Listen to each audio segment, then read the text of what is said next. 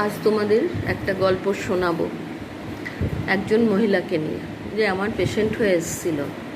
তার বাড়িতে খুব কষ্ট, হাজব্যান্ড ওয়াইফে খুব ঝগড়া, শাশুড়ি নানান কথা শোনায়, কেন না তার সন্তান হয় না, ডিভোর্স হবে।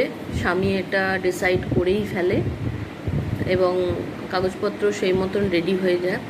তো প্রথমে তো মেয়েটা না বলেছিল যে আমি ডিভোর্স করব না, চলো আমরা কাউন্সেলিংয়ে যাই। তখন ওর হাজব্যান্ড বলেছিল যে কাউন্সেলিংয়ে আমার যাওয়ার দরকার নেই, তুমি যাও, তুমি ডাক্তারের কাছেও যাও। ডাক্তারের কাছে ও বারবারই যায়। ডাক্তার ওকে বলে যে তোমার কোনো প্রবলেম নেই, হয়তো তোমার স্বামীর কোনো প্রবলেম থাকতে পারে, কিন্তু স্বামী এটা মানতে চায় না। স্বামী ভাবে যে আমি পুরুষ মানুষ, আমার কি করে কোনো প্রবলেম হতে পারে। তো সে কখনোই ডাক্তারের কাছে যেত না, কিন্তু টর্চার করতো বউকে, সন্তান নেই, আমি আবার বিয়ে করব, এটা বলে বলে। বউও খুব কষ্টে থাকতো। তারপরে একদিন ওদের ডিভোর্স হয়ে যায়। ডিভোর্স হওয়ার পর স্বামী আবার বিয়ে করে। মেয়েটা অনেক দিন একা একা থাকে।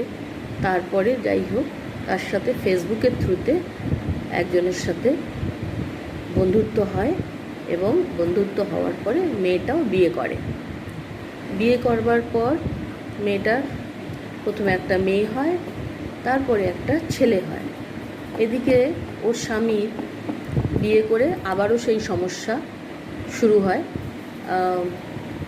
এই নতুন বউয়ের সাথেও নানান রকম অসুবিধে শুরু হয়ে যায়, ঝগড়াঝাটি শুরু হয়ে যায়।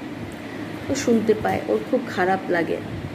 তো ও ভাবলো যে এইভাবে তো চলতে পারে না, হয়তো ও ওকে আবার ডিভোর্স দিয়ে দেবে, দিয়ে আবার বিয়ে করবে।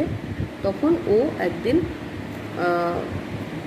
সেই ছেলেটার সাথে, মানে ওর এক্স হাজব্যান্ডের সাথে গিয়ে দেখা করে এবং ওকে কিছু টেস্ট রিপোর্ট দেয়। আসলে ওর হাজব্যান্ডের খুব নিয়মিত জন্ডিস হতো। মানে 4-5 বার জন্ডিস হয়েছিল, যার জন্য ওর সিমেন্টটা কমে যেত। সেই জন্য ও বাবা হতে পারতো না। ও একবার ডাক্তারের কাছে গিয়েছিল, সেই সময় ডক্টর ওকে টেস্ট করিয়েছিল। তখনই এটা ছিল যে ও হয়তো আর বাবা হতে পারবে না, খুব ভালো ট্রিটমেন্ট না নিলে।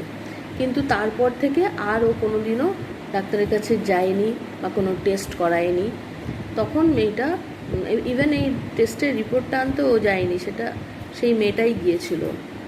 তখন ওই রিপোর্টটা মেয়েটা ছেলেটার হাতে দিয়ে বলে যে তুমি বারবার নিজের সঙ্গী চেঞ্জ করছো, নিজের পার্টনারকে চেঞ্জ করছো বাবা হবে বলে, কিন্তু